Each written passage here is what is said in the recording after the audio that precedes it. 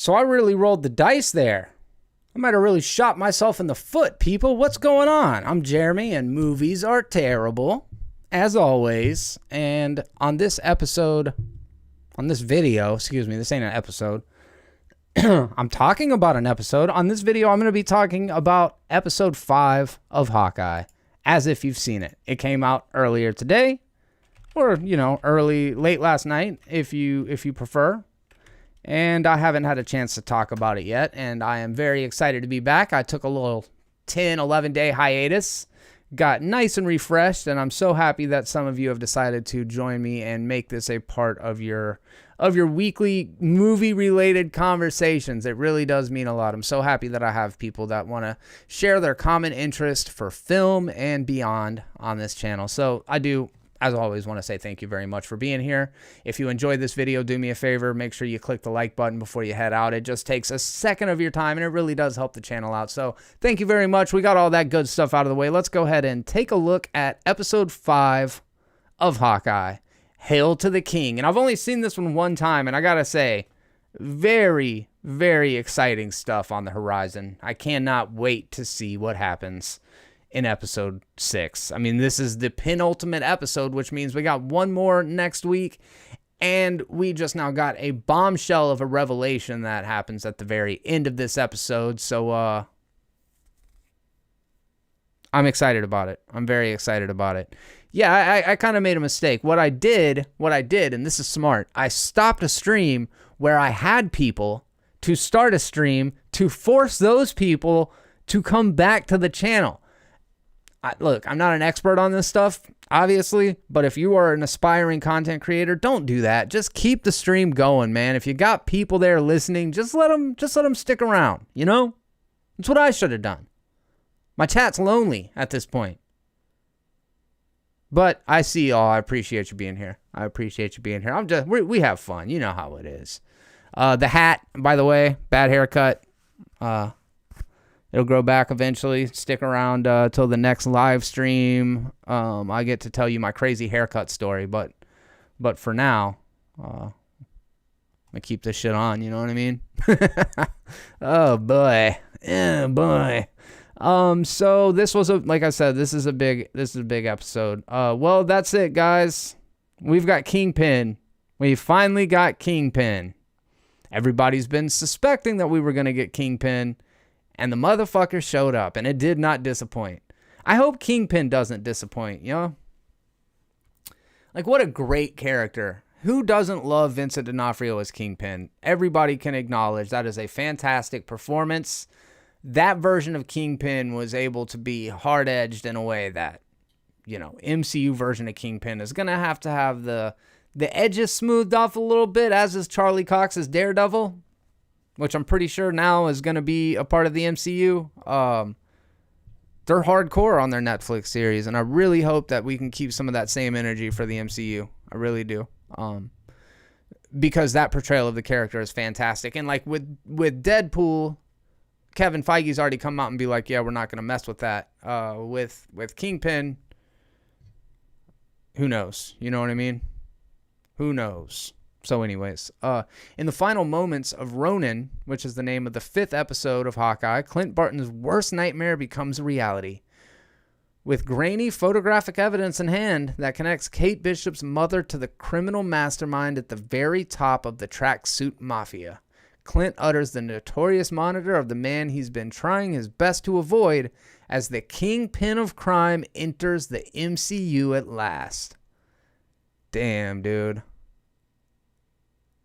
Beyond the Kingpin reveal that the fans have been hoping for since the mysterious uncle was first mentioned in the 3rd episode, the penultimate installment of the season is packed with major moments for the series and the MCU at large. Maya meets Ronan, badass scene, like they're in Fat Man's auto salvage yard or whatever,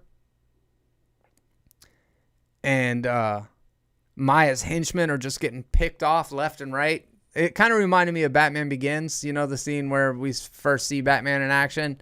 It's from the perspective of the tracksuit mafia. And, hey, what's up? I'm starting to see the chat in here. Carl Weezer, I have not seen No Way Home yet, but I will at 6 p.m. tomorrow. Back in the terrible saddle again. Oh, yeah. Thank you all for being here. Mark McKeever, what's up, dude? You hadn't missed much. So glad to see you here, man. So glad to see you.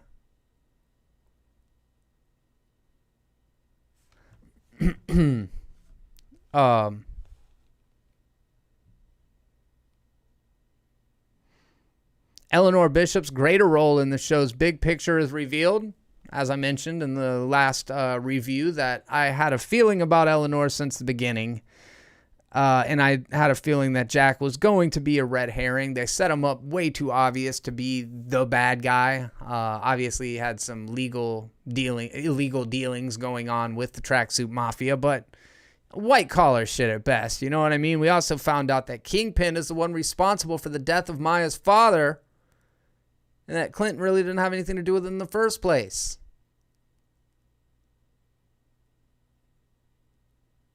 Ooh, square wheel. I like that a lot.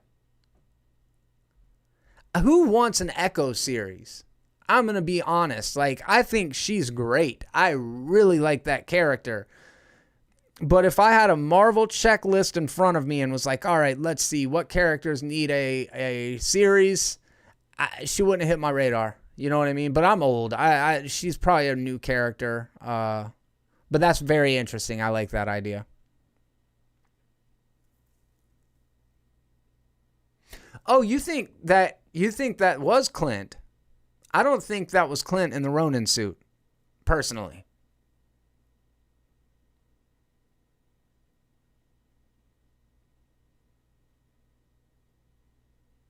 Well, that would be a really big red herring, Colby.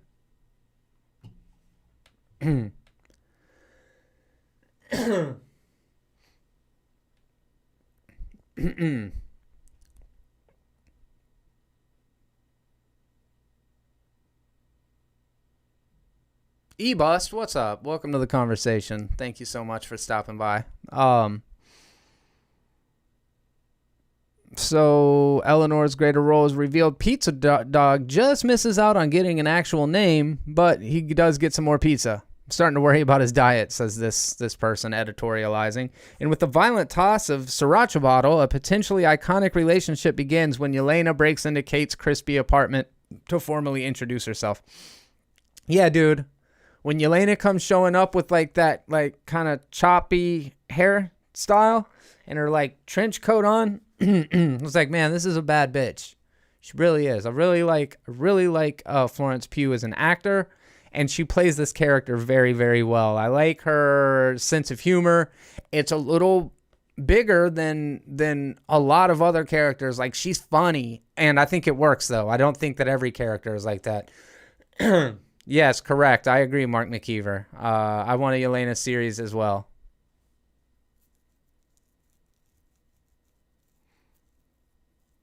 Oh, yeah, she was basically letting Kate know, I'm being friendly and cordial and everything's cool, but I will fuck you up. I will not hesitate to fuck you up if you get in my way. And that's kind of what she says before she, swan dives out of the apartment window at the end. Classic. Kind of a poser move, if you ask me. You know what I mean? Poser.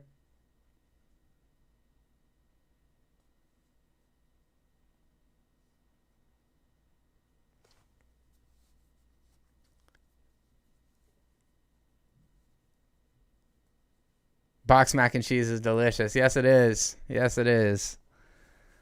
I think we can all get to agree. A little sriracha on top, man. Let's go. Aside from the sound of her voice in the opening scene, the late Natasha is absent from the episode, yet her influence is at the heart of it. We learn how, following the events of Black Widow, Natasha has provided her adopted sister Yelena with purpose. We also see the lasting effect that she had on Clint. Oh, by the way, at the beginning of this episode, we learned that Yelena was actually snapped out of existence, and I love the effect they use there. She, disintegrates as everything's morphing around her, and then you see that the bathroom is changed but the house is the same and 5 years have passed. It was really cool. it made me kind of understand a little bit better about what it was like to be gone in the snap. It's like you just didn't exist. So you lost no time. It's just a flash and then you're back and what the fuck, and the world around you is completely different. That would be heavy.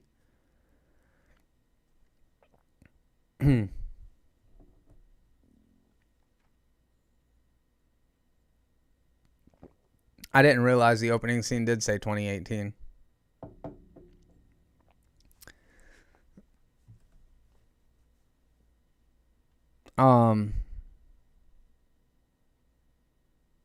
Yeah, Clint also stops by the Battle of New York Memorial in this episode, which was cool. He's like the plaque is like the Avengers first assembled here, and then it's got all their names.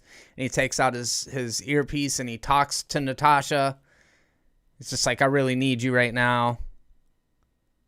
You always had to win, didn't you? He says, kind of staring at her plaque, where it's right above her own name. And for a stupid orange rock, I replayed that 1,000,000 times in my head, hoping for a different outcome. But I do my best every day to earn what you gave me. I just want to say I miss you, and I'm so sorry for what I'm about to do. Dude, freaking chills. So good. So good.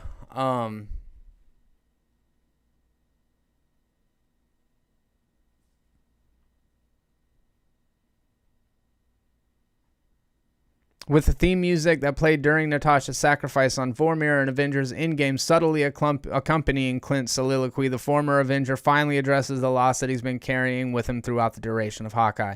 The guilt that he carries for not being the one to die for that stupid orange soulstone. Clint has a dark past tied to the Ronan alter ego, one that left behind a quote-unquote trail of blood that could wrap around the entire world. Do-do-do-do-do-do. As Yelena somewhat hyperbolically says, and then Kate's like, that's dumb. Yet Natasha provided him with a second chance nonetheless. Now Clint's putting it to good use. It includes an apology at the end of his speech to Natasha because he's preparing to put on the Ronan suit for the first time in years after she was the one that was kind of like, you gotta let this shit go. But even after he goes full Batman and drags a bunch of tracksuits into the shadows, that's what I got out of it.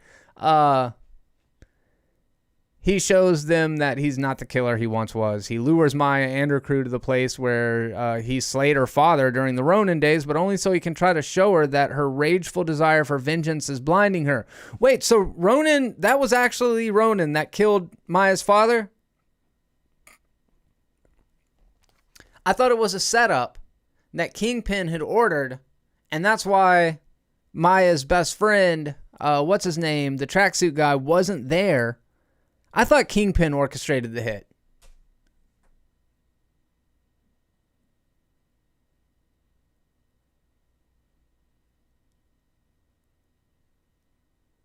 Let me know what y'all think about that. I'm kind of like waiting for it to come through. King Ding-a-ling! What's up? Kingpin made Ronan do it. And used Ronan. How...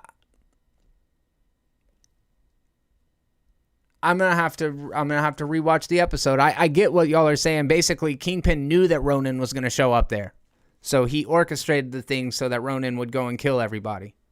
He steered him towards it using his rage. Got it. Thank you.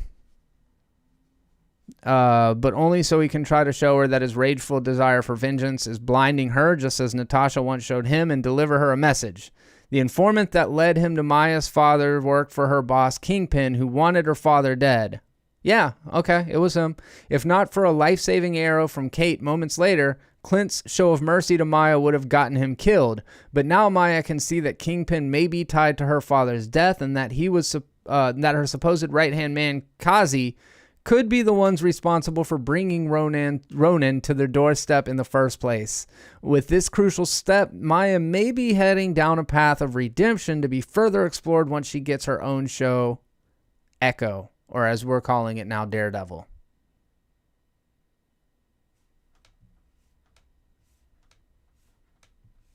Do you think it was Echo's right-hand man that killed her father?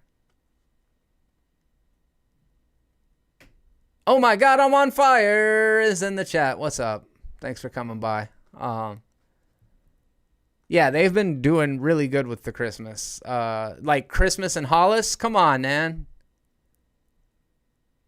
It's Christmas time in Hollis, Queens.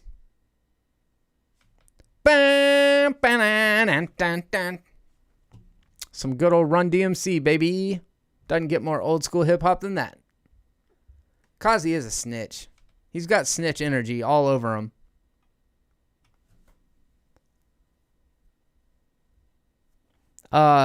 Through 5 episodes, Hawkeye has woven previous MCU movies into its storytelling more than any other Disney Plus show before it.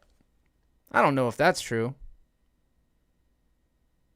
Marvel Studios head Kevin Feige has explained in the past how Marvel's streaming series would factor into its movies and vice versa, but now we're watching perhaps the most salient examples of this strategy. Hawkeye may be a story about Clint Barton, but it's also one about Kate Bishop, Maya Lopez, and more recently, Yelena Belova. 3 great female characters, by the way. Fucking awesome. How is every female character in the MCU better than Captain Marvel? Can anybody tell me that? Guarantee, King Dingaling, bet. Yeah, for sure. Kazi does look like a poor man's Kit Harington. Dude, that's a really good call. Like, if Kit Harington was, like, a less evolved human, like, he wasn't quite Homo sapien yet. He has, like, that big, gigantic upper brow. Like, if Kit Harington was a caveman lawyer from SNL, that's what he would look like. Thank you. I'll be here all day. Tip your bartenders. When Yelena blipped back that child that her friend had showed that she when Yelena blipped back the child that her friend had showed that she had to adopt because Black Widows are neutered. Oh yeah, that's a good point. Oh my God, I'm on fire. Sorry if we talked about this before, but I love the scene where Yelena and Kate talk in Kate's apartment. Oh, definitely a standout. Definitely a standout. He does look like Kit. That was my first thought when I saw him.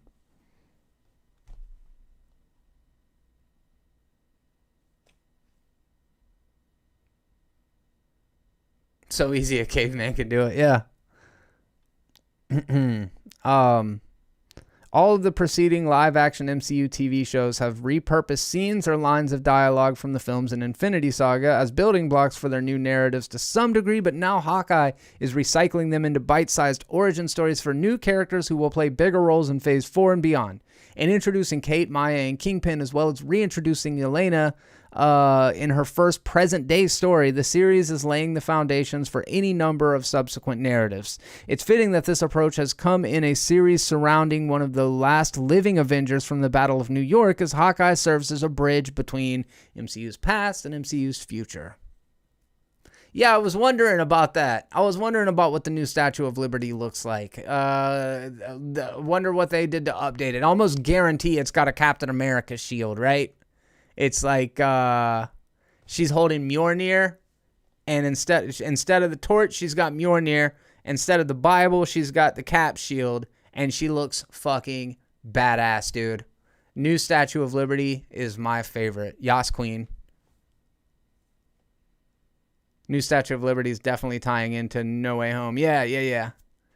Can we appreciate how the Tracksuit Mafia is essentially a parallel to Joe Pesci and Daniel Stern's character in Home Alone? Yeah. It's a Cap shield. Yeah, for sure. Cap shield and Mjolnir.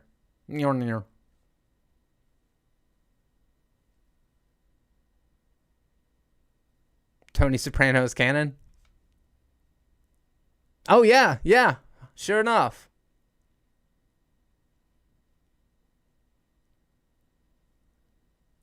Next episode has to be an hour long. There's way too much to finish up. The last episode was only 37 minutes. If y'all have been keeping up with my reviews for the other series, which you can check out here on YouTube, did the last couple with Holden, and he and I talked, pretty regularly about a lot of feelings that I have about tropes in television series in the first place, with all the conversations surrounding Mephisto and all of these big bads that are supposed to show up in these series that they don't set up. At least they planted the seed of Kingpin, but it's going to be crazy to have a series where he was the big bad guy the whole time and doesn't show up until the very end. Are all of our heroes going to team up to fight Kingpin? That doesn't even seem fair for him.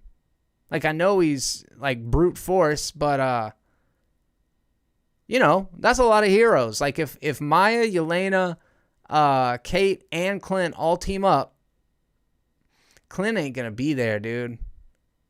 It's going to be the ladies, the 3 ladies against Kingpin. Clint's getting fucked, dude. Clint's donezo, I think. They did it with Loki, with Kang, sort of. Yeah, they did. They did.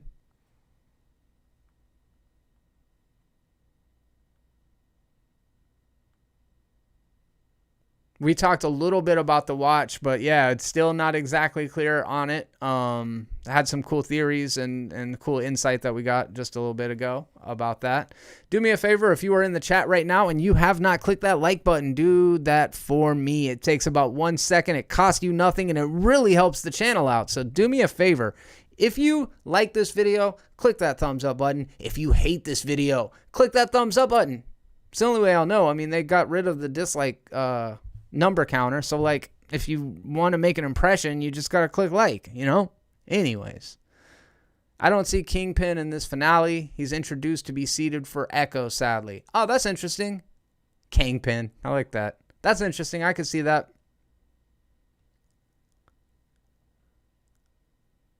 I didn't see the final animation at the end of the credits.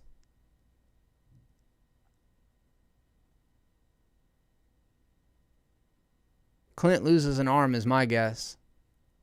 Ooh. That would be crazy. I mean, that way he can match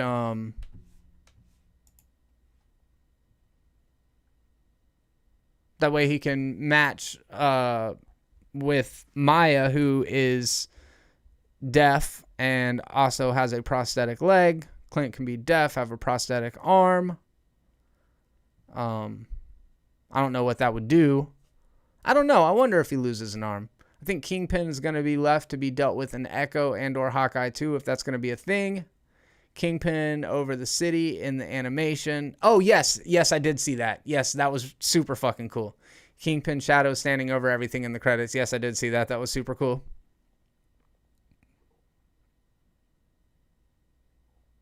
So like in Star Wars now, where someone always losing an arm or a hand, yeah, that is definitely a Star Wars thing, isn't it? Let's see here. Okay, so MCU shows have repurposed scenes. This one's using them to kind of create potentials to spread out the story, to distribute the storylines in different directions. Excuse me. After not getting the chance to speak a single line in her splashy season debut last week, Yelena owns the 5th episode's cold open, a scene that essentially serves as an epilogue to Black Widow. Natasha's younger sister stole some of the best moments in the summer blockbuster, wherein Florence Pugh made her first MCU appearance, but the story itself was set in 2016, following the events of Civil War. Though its post-credit scene places Yelena in 2023 as she visits Nat's grave, and just a few minutes of screen time, Ronan accounts for the better part of the 7 missing years in her timeline. It opens in 2018 with Yelena 2 years into her quest to cure all of the brainwashed Black Widows as she continues on the path Natasha helped her find during the events of the film. In this instance, the Black Widow whom Yelena and her associate are trying to save requires no saving at all, revealing herself to be a paid assassin who now uses her talents for her own benefit. After a fight leads to a casual conversation, Yelena steps into the bathroom only to exit in 5 years in the future. Fucking hate when that happens, dude. You ever spent too long in the bathroom, come out, and the world around you is just completely different?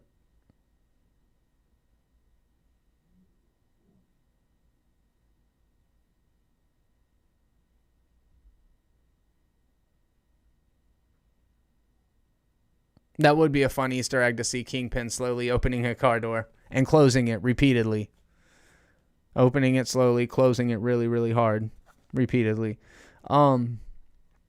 Just as WandaVision did with Monica Rambeau at the beginning of its 4th episode, Hawkeye uses the blip to explain Yelena's previous whereabouts in the MCU's greater timeline. And given the audience's awareness of Natasha'S sacrifice during Endgame, which allowed for people like Monica and Yelena to return to life in the first place, Yelena's immediate reaction draws attention to the tragedy of the situation. Can you help me find Natasha? I need to tell her I'm okay. That's like the first thing that she says once she realized what's going on. And it's just like, actually, nah.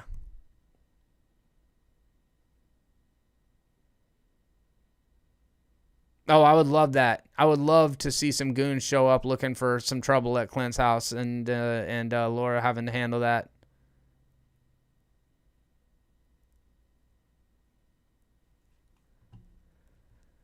Fast forwarding to present day of Hawkeye, Ronan ties Yelena into the greater MCU after the Stinger teased a little more than her connection to Valentina and her assignment to kill Clint.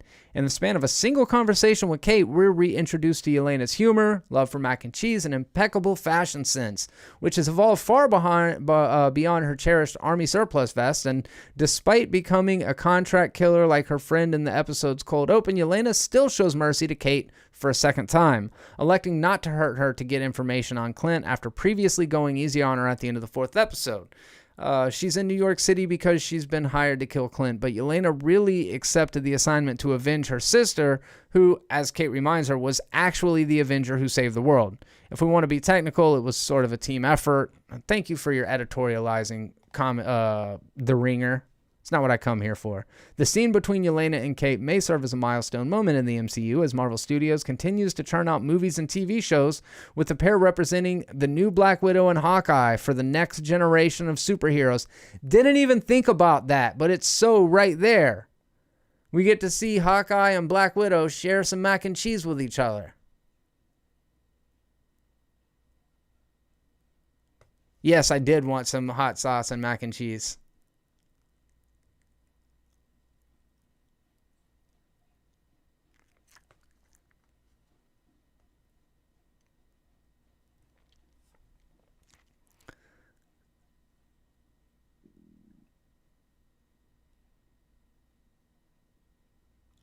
Pizza dog picks of the week. Without picking up any pattern, they've put some pizza dog screenshots in here. We don't need all that.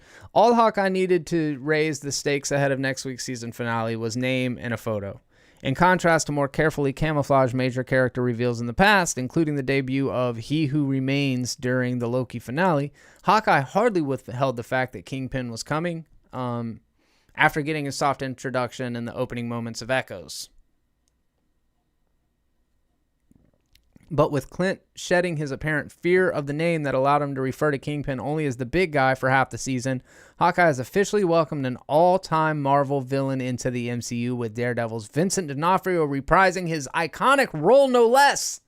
Yeah, man. I'm excited about this. Very excited about this. We're big fans of the big man.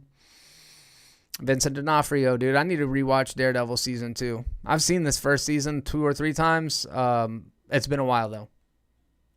Did some weird accent there. I was like 2 or 3 times.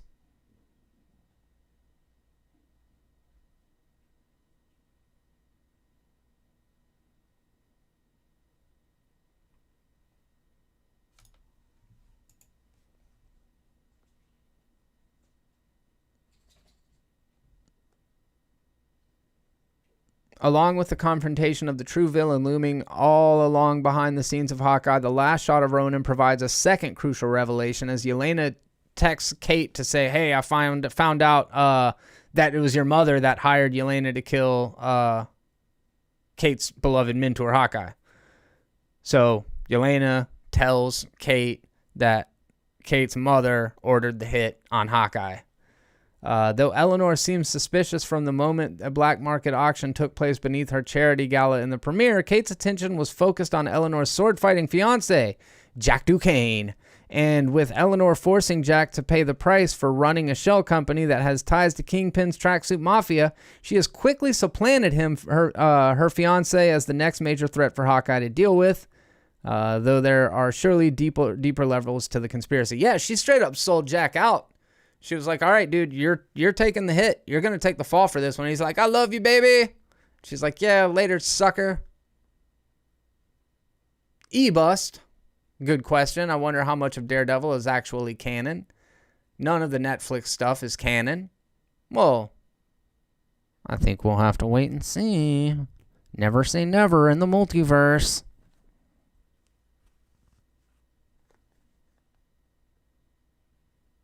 Never say never in the multiverse. Oh, hell, man. The last episode of the Daredevil series is so good. It only got canceled because Marvel shows movie integration plans, which Finally, after 3 years, we're back. Yeah, man. Yeah, can't wait. I thought they were doing good stuff on the Marvel Netflix series. I do feel like every single one of them had a season that was twice as long as it fucking needed to be. These 6-episode arcs, chef's kiss. It's a long-ass movie. You know what I'm saying? And that's all it needs to be. Give me a 6-hour movie with lots of character development, with characters that I like, and I'm in. That's what I want. Correct. And you're in it, baby. There's a universe where Jeremy is Wolverine and I, Colby, am Iron Man. Yes. Wouldn't that be crazy? If I was all like, chink. Yeah, something like that. That's probably a gang sign. I'm not affiliated with any gangs except for the Get Along Gang. Big Yang Gang guy. Yang Gang.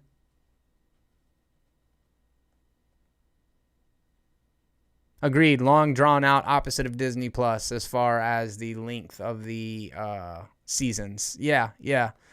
Like Luke Cage has some of the best episodes of a TV series based on superheroes, and also some of the worst. Like the first half of Luke Cage season 1 is so fucking good, dude.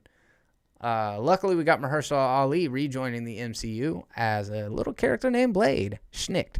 Kang Gang. Yeah. That's the one. Kang Gang. Daredevil needs a movie with Charlie and Vince. Big screen would be awesome. So, yeah, I mean, I wonder if they're going to say that Kingpin has been an established character. He would have been. What song are the episodes of the credits? Yeah, for real. Luke Cage put you to sleep? Oh, man, it's Sweet Christmas. It had some good stuff. Daredevil was blipped, so that's when Kingpin was able to take over the whole crime world. See, that's a cool idea. I like that. Is Clint coming home for Christmas? What you guys think? Florida Man Gang.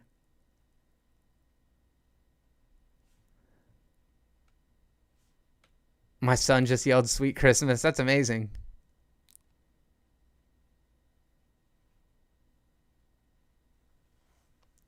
He will make it just in time, yes. Last shot will be him and his family under the tree. All right, so most of us are assuming that he's going to survive. I see. Am I the only one going that grim?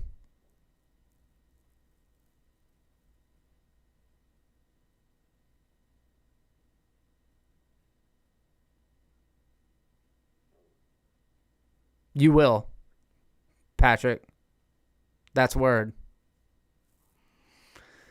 I hope, but fear not. I would like him to come home for Christmas with Kate in tow, but I'm not sure. Yeah, I'm not going to put like a final, because I don't want to be proven wrong. So if I'm just very vague about it, but I'm going to assume he dies. He will bring Kate with him since her mom turned out to be evil. Oh yeah, that's a good point. Or the family shows up in New York. That's a good point though. Because Kate's mother is going to be dead, or out of the picture, probably arrested, not dead. Maybe Kingpin will kill her. I doubt it. So Kate's going to be on her own. Unless her father comes back, which people are still wondering where her father's at, right? Because no body, no death. And Clint, if he dies, his family's left with no one. Maybe Kate joins Clint's family. Maybe Laura's like, oh, you're my new husband. And then we get like some wah-wah guitar and some thick bass. Wow, wow. And it turns into a totally different show. You guys know what I'm talking about. Ah! Stupid.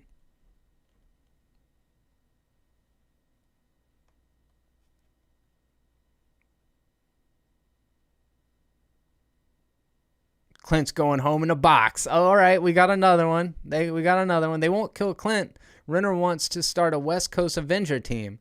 Man, I don't know. I think all bets are off about who they will and won't kill at this point. I feel like, we got Thor and Hulk and Hawkeye. And then we lost Steve and Tony and Nat. So we're like 3-3, man. They killed the big ones.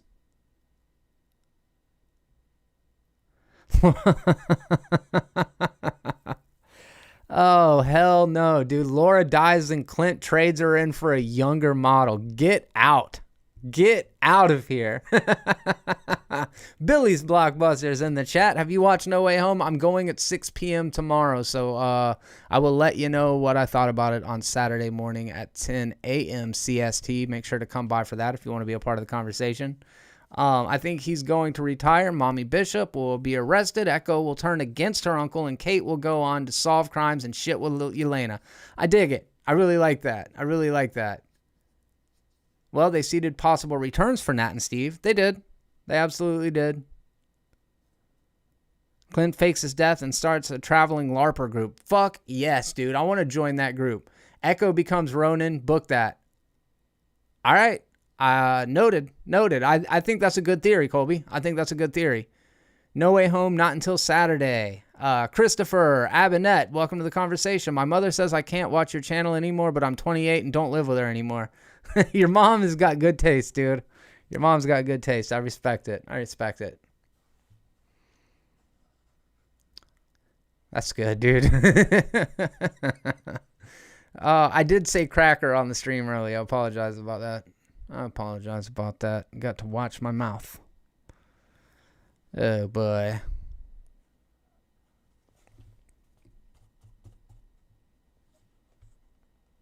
They kind of made fun of the LARPers at first, but then like they kind of brought it back, dude. It turned into like a thing where they ended up being likable characters, and we can be sure next episodes when we're going to finally get the costume uniform that we see on the promotional art or whatever that, you know, when you're selecting the actual series on Disney Plus.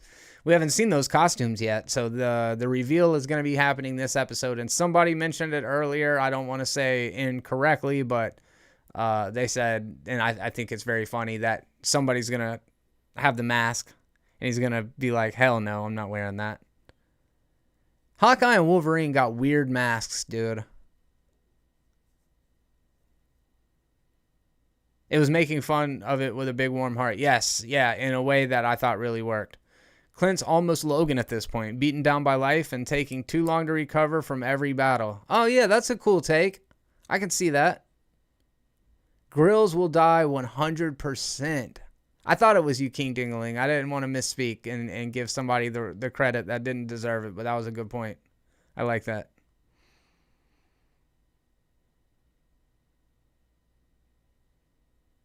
Episode 5 was good. I like how this show. I like this show the most out of any MCU Disney Plus show yet. Do you think Kingpin is a variant from the Netflix shows? I agree. Like, this is a very good show. I'm really enjoying it. Episode 5 was fantastic. I don't know if I like it the most out of any Disney Plus show, but I love that you do. That's awesome. And I think Kingpin will be a variant from the Netflix shows. Yeah, I think that's the way that we're going to be able to pull this off. So, like, is Peter Parker a variant of Peter Parker? Look, I don't know anything that you don't know. I think we all assume that we're going to get multiple versions of Peter Parker. Those are all variants, right? So this is just a pocket universe where maybe Daredevil isn't around. Maybe this Kingpin is... I don't understand how all this shit works. I'm trying to wrap my head around it. But yes, I think you're right. I think a variant is the best way of looking at it. Grills is more than he seems to be. I can hardly bear Grills. Saturday morning, 10 a.m., Mark. Thank you for asking. For real this time. I still like Loki more. We will see if that changes next week. Kingpin is going to be the big bad for the Disney Plus shows, I'm betting. That would be cool. Yeah, I'm excited. I'm excited. I think if Disney keeps putting out Marvel shows like this, then I'm going to continue to be invested. As you guys know, a lot of times I talk about critical mass and how at some point it's just going to be too much to keep track of. But if you follow me, you also know that so far I haven't had that much trouble keeping up with all of it. And I'm really liking what they're doing on the television side of things right now. I feel like that's the medium where this kind of storytelling thrives. Comic books and television series have a whole lot in common, more so than movies and comic books, but Marvel has adopted this television style storytelling approach to the movies in the first place. So I just really like it. I like that the characters have room to breathe. I like that we're seeing interactions and conversations and depth that we wouldn't be able to get in a 2-hour movie when they're just trying to get the story told, get in and out, and all of that kind of stuff. So this has been very enjoyable for me. I really like what they're doing with Hawkeye, and I cannot wait until the next episode. Let's see. I want to see Kingpin now. That would be good. Loki was good, but was a cartoon half the time. I get what you mean. You just kidding, but seriously.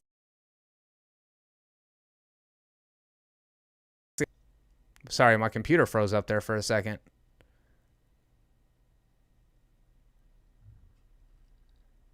Off topic, but they said Moon Knight is going to amp up the violence. Who knows, but cool if they do. Cannot wait for Moon Knight. That's one I've been excited about. Really love Oscar Isaac. I think he's great casting, so this should be very cool. Kingpin also has a little history with Moon Knight, and isn't that the next Disney Plus show? It is the next one. I think it comes out in February.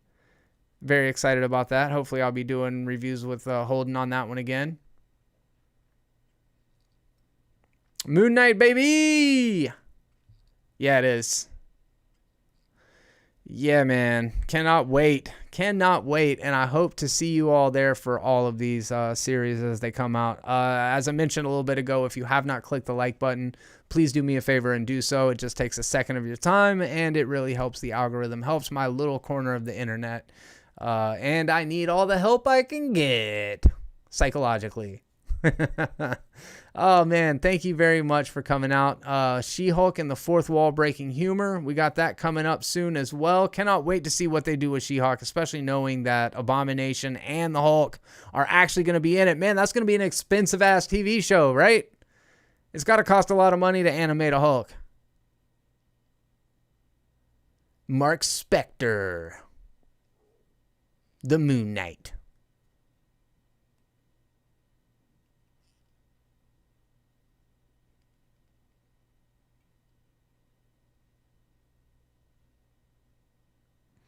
All right, I think I'm going to wrap it up. Next week is going to be the finale of the show. I would imagine you will see me doing my live stream at about 4 p.m. CST on next Wednesday. That's if all goes accordingly.